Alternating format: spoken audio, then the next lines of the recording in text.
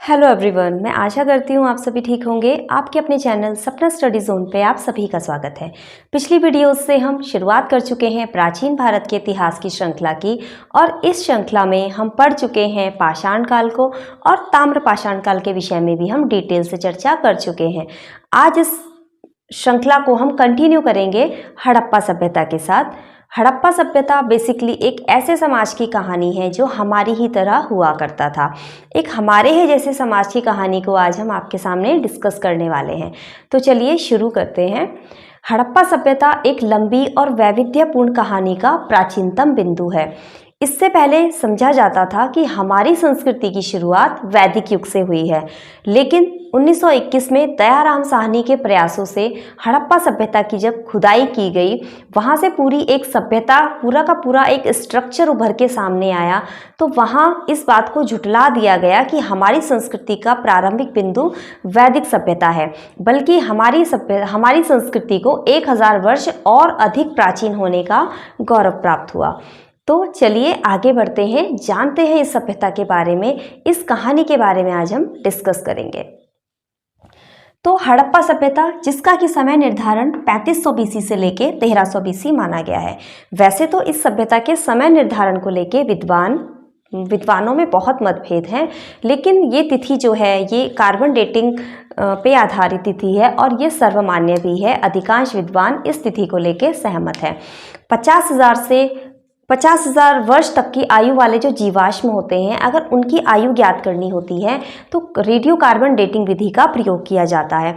लेकिन अगर जीवाश्म उससे भी ज़्यादा प्राचीन होते हैं तो वहाँ पे यूरेनियम डेटिंग का प्रयोग किया जाता है। तो ये जो तिथि आपके सामने है ये रेडियो कार्बन डेटिंग पे आधारित है। तो अब हम चर्चा करेंगे इसकी खोज के बारे में। उसके बाद हम चर्चा करेंगे भारत में हड़प्पा सभ्यता के विस्तार के बारे में। फिर हम जानेंगे इसकी कुछ विशेषताओं के बारे में, और अंत में हम जानेंगे इस सभ्यता में जो घर थे वो किस तरह से बनाए गए थे, और उनकी जो जल निकास की व्यवस्था थी वो किस तरह की थी। तो इन सब के बारे में इस वीडियो में हम डिस्कस करेंगे, और अगली वीडियो में हम डिस्कस करेंगे हड़प्पा सभ्यता के कुछ महत्वपूर्ण नगरों के बारे में और उनसे जुड़े हुए कुछ महत्वपूर्ण बिंदु जिनसे कि आपसे परीक्षा में प्रश्न पूछे जाते हैं। तो चलिए आगे बढ़ते हैं। तो ये बात है 1826 की। एक चार्ल्स मैसन नाम के व्यक्ति थे। इन्होंने पंजाब प्रांत में, ये जो पंजाब प्रांत है ये वर्तमान में पाकिस्तान में पड़ता है, क्योंकि उस समय पाकिस्तान भारत का ही हिस्सा हुआ करता था, भारत की आज़ादी से पहले और भारत के विभाजन से पहले। तो वहाँ पे चार्ल्स मैसन नाम के एक व्यक्ति थे। उन्होंने पंजाब प्रांत पाकिस्तान में साहिवाल ज़िले में एक टीले का अवलोकन किया था। अब जब उन्होंने उस टीले को ऑब्जर्व किया, वहाँ पे उन्होंने देखा कि यहाँ से कुछ पकी हुई ईंटें निकलती हैं, और यहाँ से इतनी ईंटें निकल रही हैं कि यहाँ पे जो आसपास के गांव हैं वहाँ के लोग यहाँ से ईंटों को निकाल के ले जाते हैं और अपने घरों का निर्माण करते हैं। तो इसी से आप अंदाज़ा लगा सकते हैं कि वहाँ पर जो ईंटों की संख्या है वो कितनी ज़्यादा रही होगी। तो ये बात आई गई हो गई। चार्ल्स मैसन को लगा कि यहाँ पे कुछ तो है, लेकिन फिर भी इस तरफ इतना ध्यान नहीं दिया गया। इसके बाद अगली घटना है 1854 की, ब्रंटन ब्रदर्स। उस समय पे लाहौर से कराची तक रेलवे ट्रैक बिछाया जाना था, जो कि ब्रंटन ब्रदर्स के नेतृत्व में ये काम चल रहा था। ब्रंटन ब्रदर्स में जॉन ब्रंटन और विलियम ब्रंटन नाम के 2 ब्रदर थे। तो उनके नेतृत्व में वहाँ पे रेलवे ट्रैक बिछाया जा रहा था। तो उनका ध्यान भी उस तरफ गया, क्योंकि जब रेलवे ट्रैक बिछाने के लिए खुदाई का कार्य प्रारंभ किया गया तो वहाँ भी उन्हें कुछ पुरातात्विक स्रोत प्राप्त हुए। तो इन्होंने भी उस टीले में से ईंटें निकाल के रेलवे ट्रैक बिछाने में उन ईंटों का उपयोग किया गया। तो इतना सब हुआ, लेकिन फिर भी उसकी विस्तृत रूप से खुदाई का कार्य नहीं किया गया, और वो रेलवे ट्रैक बना। और जो पहली रेल चली थी मुंबई से थाने, वो यही रेलवे ट्रैक है। तो यहाँ भी इस बात पे ज़्यादा ध्यान नहीं दिया गया। इसके बाद 1873 में अलेक्जेंडर कनिंघम नाम के एक व्यक्ति थे। इन्हें भी यहाँ से कुछ पुरातात्विक स्रोतों की प्राप्ति हुई। अब जो ये अलेक्जेंडर कनिंघम थे, इन्हें भारतीय पुरातत्व और सर्वेक्षण विभाग का जन्मदाता माना जाता है। उस समय पे क्योंकि भारत में ब्रिटिश रूल था, तो उस समय पे भारत के जो वायसराय थे वो लॉर्ड कर्जन हुआ करते थे। तो लॉर्ड कर्जन के समय में भारतीय पुरातत्व विभाग की नींव पड़ी थी। उसके बाद 1912 में J.S. फ्लीट नाम के एक व्यक्ति थे। इन्होंने जो यहाँ से पुरातात्विक वस्तुएं प्राप्त हो रही थी इसके विषय में एक लेख इन्होंने लिखा। अब जब लेख इन्होंने लिखा तो वो लेख सभी ने पढ़ा, तो इस उनके लेख से प्रभावित होकर जो जॉन मार्शल थे उस समय पे वो भारतीय पुरातत्व विभाग के महानिदेशक थे या हेड थे। तो उनके नेतृत्व में यानी जॉन मार्शल के नेतृत्व में दयाराम साहनी ने 1921 में हड़प्पा की खुदाई का कार्य प्रारंभ किया। दयाराम साहनी ने जब हड़प्पा की खुदाई का कार्य प्रारंभ किया तो एक पूरी की पूरी सभ्यता, एक पूरा का पूरा स्ट्रक्चर्स उभर के सामने आया थोड़ा सा खोदते ही। तो ये सचमुच हमारे लिए बहुत गौरव की बात थी कि भारत की भूमि पे एक इतनी ज़्यादा विकसित सभ्यता जो कि एक नगरीय सभ्यता थी वो वास कर चुकी थी। यानी कि हमारी जो संस्कृति थी उसे और अधिक प्राचीन होने का गौरव प्राप्त हुआ। तो ये सभी के लिए बहुत ही ज़्यादा हर्ष की बात थी। इसके बाद अगले ही वर्ष 1922 में राखलदास बैनर्जी ने मोहनजोदड़ो की खुदाई का कार्य शुरू किया और यहाँ से भी बहुत से नगर और पुरातात्विक स्रोतों को इन्होंने प्राप्त किया। अब 1921 से 1947 तक 40 स्थल खोजे जा चुके थे, क्योंकि तब तक भारत का विभाजन नहीं हुआ था। तो इससे पहले जो स्थल खोजे गए थे उनका जो अधिकांश इलाका था, अधिकांश जो स्थल थे वो पाकिस्तान के हिस्से में थे। अब जब भारत का विभाजन हो चुका था तो उसके बाद भी भारत में खुदाई का कार्य चलता रहा। तो अभी तक जो है 1400 से ज़्यादा स्थल खोजे जा चुके हैं। जो हड़प्पा सभ्यता के सभी स्थलों को मिला के 1400 से ज़्यादा स्थल अभी तक खोजे जा चुके हैं। तो अब अफ़गानिस्तान में इसके 2 स्थल मिले हैं, पाकिस्तान में 475 स्थलों को अभी तक खोजा जा चुका है और भारत में सबसे ज़्यादा 925 स्थल भारत में खोजे गए हैं, जिनमें कि किन किन राज्यों में ये विस्तृत हैं? गुजरात, जम्मू कश्मीर, पंजाब, हरियाणा, महाराष्ट्र, राजस्थान और उत्तर प्रदेश में ये स्थल फैले हुए हैं। अब जब हड़प्पा की खुदाई हुई थी भारत के विभाजन से पहले, तो उस समय पे जो अधिकांश स्थल उभर के सामने आए थे वो अधिकांश स्थल सिंधु नदी के आसपास विकसित हुए थे। इसीलिए इस सभ्यता को सिंधु घाटी सभ्यता के नाम से जाना गया। अब सबसे पहला जो स्थल था जिस स्थान पे खुदाई का कार्य प्रारंभ हुआ था वो था हड़प्पा, जो कि पाकिस्तान के पंजाब प्रांत का एक गांव है। अब सबसे पहले वहाँ पे स्थल उभर के सामने आया था या वहाँ का उत्खनन हुआ था, तो इसीलिए इस सभ्यता को हड़प्पा सभ्यता भी कहा जाता है। इसी सभ्यता को सिंधु सरस्वती सभ्यता के नाम से भी जाना जाता है, क्योंकि भारत के विभाजन के बाद भी और अभी तक भी खुदाई का कार्य जो है वो जारी है। तो अधिकांश जो क्षेत्र मिले वो सिंधु नदी के सरस्वती नदी के आसपास मिले, क्योंकि भारत के विभाजन से पहले जो खुदाई का कार्य हुआ था वहाँ पे तो स्थल जो मिले थे वो सिंधु नदी के आसपास मिले थे, इसलिए इसे सिंधु घाटी सभ्यता का नाम दिया गया। लेकिन भारत के विभाजन के बाद जो स्थल हमें अधिकांश मिले हैं वो सरस्वती नदी के आसपास हमें मिलते हैं। तो इसीलिए इसे मात्र हड़प्पा सभ्यता कहना या फिर इसे मात्र सिंधु घाटी सभ्यता कहना या ये सब कहना इसे उचित नहीं होगा। तो अधिकांश विद्वान इसे सिंधु सरस्वती सभ्यता कहना पसंद करते हैं और कुछ विद्वान ऐसे भी हैं जो सिर्फ इसे सरस्वती सभ्यता कहना पसंद करते हैं। तो इस तरह से ये सब इसके नाम हैं। और इसे कांस्य युगीन सभ्यता भी कहा जाता है, क्योंकि इस सभ्यता में मानव ने कांसे का उपयोग करना प्रारंभ कर दिया था, क्योंकि कांसा तांबा और टीन को मिला के एक मिश्रित धातु है जो इन दोनों के मिश्रण से बनाई जाती है। तो यहाँ पे जो मानव है वो कांसे का बहुतायत से उपयोग करता था। अब जब वो इन धातु का उपयोग करता था बहुतायत से, तो इस सभ्यता का नाम कांस्य युगीन सभ्यता भी पड़ा। इसे प्रथम नगरीय सभ्यता के नाम से भी जाना जाता है, क्योंकि ये भारत की प्रथम नगरीय सभ्यता थी। यहाँ का जो नगर नियोजन था और जो जन विकास की व्यवस्था थी वो बहुत ही उच्च कोटि की थी, तो इसे प्रथम नगरीय सभ्यता के नाम से भी जाना जाता है। तो आइए, ये तो थी कुछ इसके बारे में, इसकी खोज के बारे में कुछ बिंदु थे। अब जानते हैं भारत में जो सिंधु सभ्यता है उसके विस्तार के बारे में भी हम चर्चा कर लेते हैं। तो जो हड़प्पा सभ्यता है इसका भारत में विस्तार 15 लाख वर्ग किलोमीटर में ये फैली हुई है। मतलब भारत में नहीं, इसका जो कुल विस्तार है वो 15 लाख वर्ग किलोमीटर है। तो अगर देखें इसे पूर्व से पश्चिम और उत्तर से दक्षिण अगर इसको देखा जाए तो पूर्व में ये आलमगीरपुर, जो कि उत्तर प्रदेश राज्य में मेरठ के आलमगीरपुर नामक स्थान पे, जो कि हिंडन नदी के किनारे बसा हुआ है, पूर्व में इसका विस्तार उत्तर प्रदेश तक था, उत्तर प्रदेश के आलमगीरपुर नामक स्थान तक। पश्चिम में अगर देखा जाए तो बलूचिस्तान में सूत का गेंडोर है, जो कि दाश्त नदी के तट पर इसका विस्तार देखा जाता है।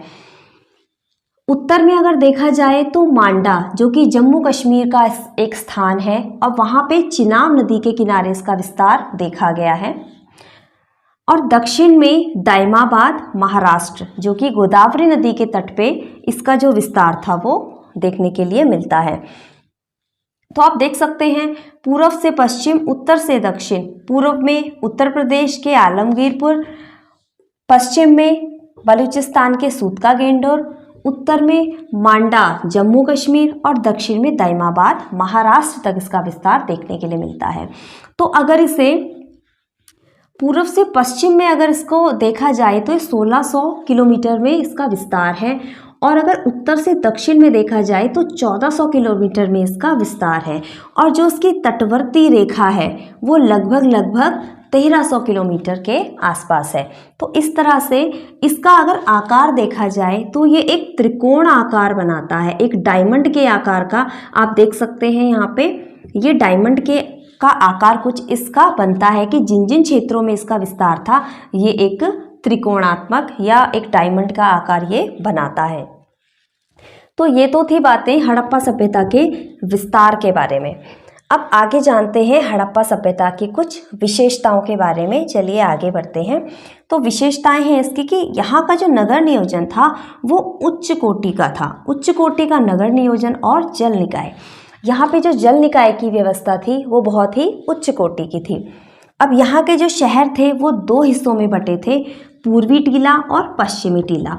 पूर्वी टीला कहा जाता है कि यहाँ पे सामान्य लोग रहा करते होंगे, और पश्चिमी जो टीला था उसे दुर्ग या गढ़ी कहा जाता था, क्योंकि जो पश्चिमी टीला होता था वो थोड़ा ऊंचाई पे बना होता था, और पूर्वी टीले में सामान्य लोग रहा करते थे, और पश्चिमी टीले में पुरोहित वर्ग या जो अमीर लोग थे वो रहा करते होंगे। सिर्फ धौलावीरा ही एकमात्र ऐसा स्थल है जो 3 हिस्सों में बटा हुआ है, वरना जितने भी स्थल यहाँ पे मिले हैं सभी 2 हिस्सों में बटे हैं। सिर्फ धौलावीरा एकमात्र ऐसा स्थल है जो कि 3 हिस्सों में बटा है। पश्चिमी टीलों में चारों तरफ दुर्गीकरण किया गया है। अब जो पश्चिमी टीले हैं जहाँ पे कि पुरोहित वर्ग रहा करता था, वहाँ पे जो टीले हैं उनको दुर्गीकृत किया गया है। दुर्गीकृत यानी उनके चारों तरफ दुर्ग बनाए गए हैं, बाउंड्री की गई है। अब चाहे ये जो दुर्गीकरण था ये इसलिए किया गया था बाढ़ से सुरक्षा के लिए, या जो आक्रमण हुआ करते थे उनसे सुरक्षा के लिए। तो जो एक तरह से देखा जाए तो जो पश्चिमी टीला था उसको ज़्यादा सुरक्षा दी गई थी पूर्वी टीले के अकॉर्डिंग। तो इसलिए कहा जाता है कि यहाँ पे पुरोहित वर्ग रहा करता होगा, उनकी सेफ्टी पहले थी, और जो पूर्वी टीला था वहाँ पे सामान्य लोग रहा करते थे और वहाँ पे कोई दुर्गीकरण नहीं हुआ था। चन्हूदड़ो एकमात्र ऐसा स्थल है जो दुर्गीकृत नहीं है। तो यहाँ पे जितने भी स्थल मिले हैं उसमें पश्चिमी टीलों में दुर्गीकरण है, सिर्फ चन्हूदड़ो एकमात्र ऐसा स्थल है जो कि दुर्गीकृत नहीं है। मोहनजोदड़ो कहा जाता है कि मोहनजोदड़ो जो है बहुत ही ज़्यादा विकसित अवस्था में था, तो मोहनजोदड़ो यहाँ की राजधानी रही होगी और जिसकी जनसंख्या 35,000 के आसपास उस समय पे रही होगी। तो ये तो थी कुछ विशेषताएं। अब हम आगे जानते हैं हड़प्पा सभ्यता में जो घर बने थे उसकी संरचना के विषय में। अभी आप इसको यहाँ पे पूरा नहीं देख पा रहे होंगे, लेकिन अभी कोशिश करते हैं कि आप इसको पूरा देख पाएँ। तो आइए अब जानते हैं हड़प्पा सभ्यता में बने घरों की संरचना के विषय में। उम्मीद है आप इस स्ट्रक्चर को देख पा रहे होंगे। तो ये एक घर का स्ट्रक्चर है। हड़प्पा सभ्यता में जो घर थे उनके जो द्वार थे वो मुख्य गली में खुला करते थे। तो ये मुख्य गली है, अगर आप इसे देख पा रहे हैं तो ये मुख्य गली है और यहाँ पे ये द्वार है, यहाँ से अंदर आने जाने का जो मुख्य द्वार है वो हुआ करता था। तो यहाँ से अंदर प्रवेश करने पे सीधे जो आंगन था वो नहीं दिखाई देता था, यहाँ से अंदर प्रवेश करने पे एक दीवार बनाई गई थी। अभी जो दीवार बनाई गई थी ये शायद सुरक्षा की दृष्टि से बनाई गई हो, तो इस दीवार के पीछे कच्चा आंगन बना हुआ था। ये जो आंगन था ये एक कच्चा आंगन था। इस कच्चे आंगन में क्या क्या था, तो यहाँ पे सबसे कोने में हर घर में एक कुआं पाया गया है।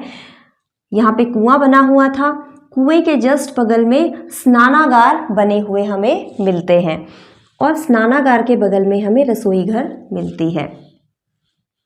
इसके जस्ट पीछे, कच्चे आंगन के जस्ट पीछे कमरे बनाए गए हैं। तो यहाँ पे ज़्यादातर घरों में जो है वो 4 कमरे देखने के लिए मिलते हैं और अंत में यहाँ पे सीढ़ियाँ बनी हुई थी जो कि ऊपर की तरफ जाती हैं।